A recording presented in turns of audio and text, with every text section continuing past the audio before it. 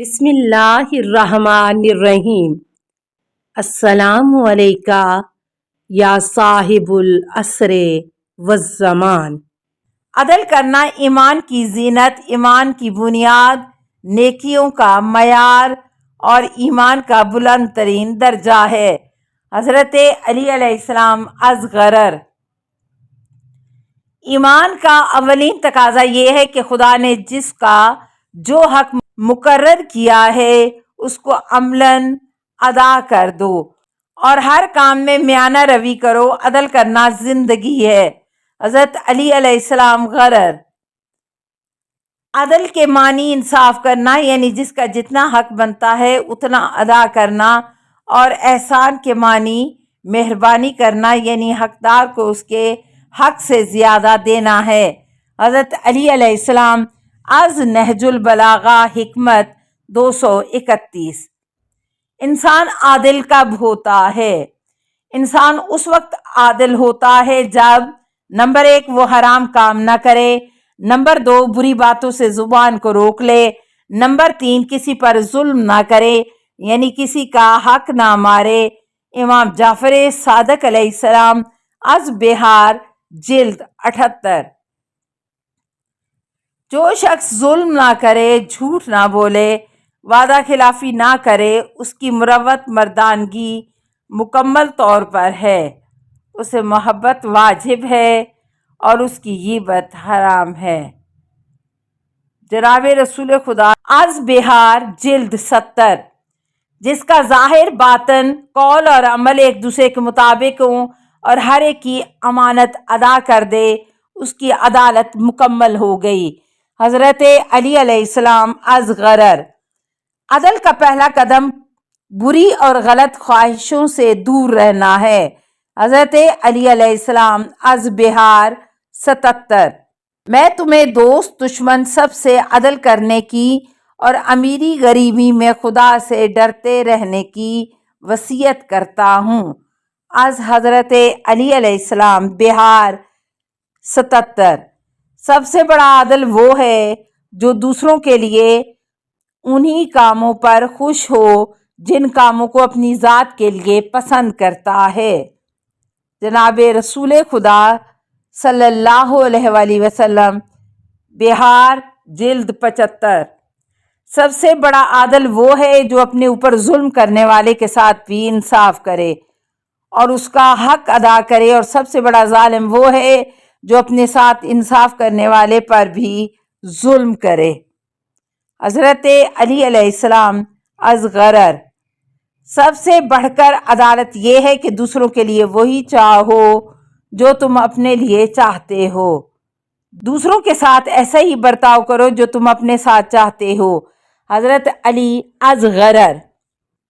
جس کا حق مارا ہے اس کو حق واپس کرنے سے بڑھ کر کوئی عدالت نہیں۔ حضرت علی از غرر۔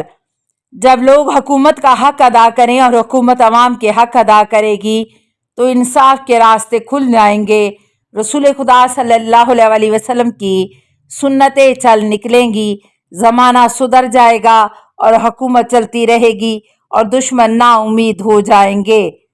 مگر جب حکومتیں لوگوں پر ظلم کریں گی اور لوگ حکومت پر ظلم کریں گے تو ہر بات میں اختلاف ہو جائے گا اور ظلم عام ہو جائے گا۔ حضرت علی از نہج البلاغہ، حکمت 216۔ عدل نہ کرنے کی سزا۔ سب سے پہلے جو شخص جہنم میں جائے گا وہ ایسا حاکم ہوگا جو عدل نہ کرتا ہوگا، پھر وہ مالدار جو مال نہ ادا کرتا ہوگا، اور وہ فقیر جو اتراتا ہوگا۔ جناب رسول خدا از بہار، جلد 75۔ 4 آدمیوں کو قیامت میں سخت ترین سزا دی جائے گی۔ نمبر 1 ابلیس، نمبر 2 فرعون، نمبر 3 بے گناہ انسان کا قاتل، نمبر 4 ظالم حکمران۔ جناب رسول خدا صلی اللہ علیہ وآلہ وسلم از بہار، جلد 76۔ ایک دوسرے سے دشمنی رکھنا۔ جب بھی جبرائیل میرے پاس آتے تو آخری بات یہی فرماتے کہ لوگوں کے ساتھ جھگڑوں سے بچنا، क्योंकि झगड़ों से तुम्हारे ऐब जाहिर होते हैं और इज्जत बर्बाद हो जाती है। जनाबे रसूल खुदा सल्लल्लाहु अलैहि वसल्लम काफ़ी जिल्द 2। बहुत बुरा फैसला ये है कि मैं साथियों से ऊंचा रहूं, उन पर हुकूमत करूं, लोगों से खुलम खुला दुश्मनी करूं और जो नुकसान पहुंचा सकता है उससे झगड़े करूं। हज़रत अली अलैहिस्सलाम अज़गरर। अगर कोई नेक आदमी है तो उससे इसलिए दुश्मनी ना करो कि खुदा उसको तुम्हारे हवाले ना करेगा, और अगर वो बुरा आदमी है तो उसके लिए ये जान लेना ही तुम्हारे लिए बहुत काफ़ी है कि वो मुजरिम है, इसलिए किसी से दुश्मनी ना करो। इमाम अली नकी अलैहिस्सलाम अज़ बिहार जिल्द 78। किसी से इसलिए दुश्मनी ना करो कि वो तुमको कोई नुकसान न पहुंचा सकेगा, और किसी दोस्त से मुंह न फेरो क्योंकि तुमको ये मालूम नहीं है कि कब तुमको किस दोस्त की ज़रूरत पड़ जाए और कब किसी दुश्मन से डरना पड़ जाए। इमाम ज़ैनुल आबिदीन अलैहिस्सलाम अज़ बिहार जिल्द 78। लोग या तो अक्लमंद हैं तो वो तुम्हारे खिलाफ कामयाब चालें चलेंगे, या अहमक हैं तो दुश्मनी करने पर वो बगैर सोचे जल्दबाजी से तुम्हारे खिलाफ काम करेंगे। लिहाजा अक्लमंद या अहमक किसी से दुश्मनी ना करो। हज़रत अली अलैहिस्सलाम अज़ खिसाल सफ़ा 72। बुत परस्ती के बाद मुझे जितनी शिद्दत से लोगों से झगड़े करने से मना किया गया, इतनी किसी और चीज़ से नहीं रोका गया। जनाबे रसूल खुदा अज़ बिहार जिल्द 77। लड़ाई झगड़ों से बचो क्योंकि इससे नफ़रतें पैदा होती हैं और मुनाफ़कत भी पैदा होती है। इमाम मोहम्मद बाकर अलैहिस्सलाम अज़ बिहार जिल्द 78। दुश्मनी क्यों पैदा होती है? हर चीज़ का एक बीज होता है, और नंबर 1 दुश्मनी का बीज मजाक करना है। हज़रत अली अलैहिस्सलाम अज़गरर।